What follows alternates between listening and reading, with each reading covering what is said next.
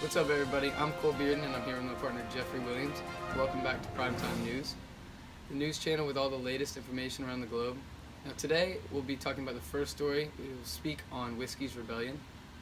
Whiskey's Rebellion is the uprising that afforded the new U.S. government its first opportunity to establish federal authority by military means within the state boundaries, as officials moved into western Pennsylvania to quell an uprising of settlers rebelling against the liquor tax. It started as a tax protest to the government by the citizens in the United States during George Washington's presidency.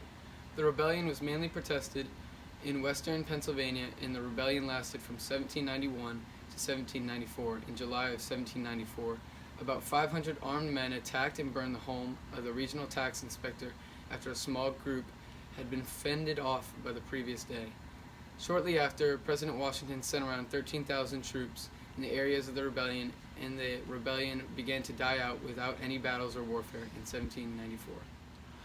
Now we'll take it down to Marcus, the on-scene reporter, to do the rest. Marcus?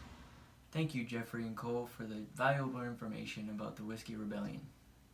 I am currently on the scene with Kaysen, who has actually been involved in the rebellion, and I will be asking him some questions. Yes, I'm happy to be here. Thanks for inviting me to the show, Marcus. So, Kaysen, how did you feel about the taxes on whiskey? Well, when the tax first was enforced, I was infuriated. We just sacrificed our fathers, sons, and brothers fighting the Brits, and now we are paying more taxes? That's ridiculous. What was in your mind when you started to protest the whiskey tax? Well, I thought it was the right thing to do, simply because we had just fought a war to end taxation. Why do you think that Alexander Hamilton put a tax on the whiskey and nothing else? I'm not honestly sure, probably because it was an extremely popular good at the time. What happened to you after George Washington led an army to stop you and the other protesters from burning down Pittsburgh? We didn't want to fight, and so we left our protest and went home. We couldn't face the force of Washington's 13,000-person army. Now back to Cole and Jeffrey to close the show. But first, let's take a look at our satisfying sponsor, Snickers. Anyone but the British. We're gonna die. Yo, chill out, dude. Eat a Snickers.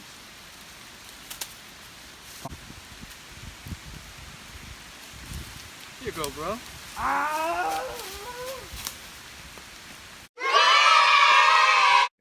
And now we're back after that insightful interview from Marcus. Next up, we have our main story, Shays' Rebellion. The crisis of the 1780s was most intense in the rural and relatively newly settled areas of central and western Massachusetts. Many farmers in this area suffered from high debt as they tried to start new farms. These conditions led to the first major armed rebellion in the post-revolutionary United States. Shays' Rebellion was a series of violent attacks on courthouse and other government properties in Massachusetts, beginning in 1786, which led to a full-blown military confrontation in 1787. The rebels were mostly post-Revolutionary War soldiers turned farmers who opposed state economic policies causing poverty and property foreclosures. The rebellion was named after Daniel Shays, a farmer and a former soldier who fought at Bunker Hill and was one of several leaders of the insurrection. Shays' Rebellion stopped the courts from functioning, as well as freeing men imprisoned for debts instead of privately funded militia was raised by merchants, which defeated the regulators, and the rebellion was ended. Now back to Marcus for another on-scene report about Shays' Rebellion. Thank you, Cole and Jeffrey, for the insightful information about Shays' Rebellion. I'm currently on the scene with Kaysen, who is a supporter of the Daniel Shays' Rebellion and actually fought with him. I have some questions for him. Kaysen, do you believe that the Articles of Confederation led to Shays' Rebellion? Yes, the Articles of Confederation was unable to supply our free say in government and our civil liberties. Why did you follow Daniel Shay in rebelling against the government? I knew first of all that the federal government wasn't strong enough to supply us, force strong enough to stop us, and I also wanted to bring a new form of governing into place. How did you feel when the federal government took away your land? I was furious. Once again, we rebelled and sacrificed many lives to gain the freedom to gain our own wealth, and then the government refused our rights again.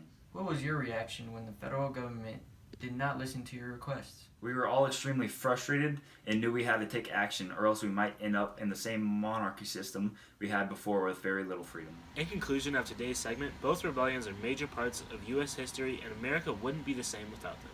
They both showed how citizens in the 1700s revolted against their semi-weak governments. Without these important events in our history, the colonies may have been different than we see it today. They may have been governed differently, ran differently, and had a different tax on goods that we have today.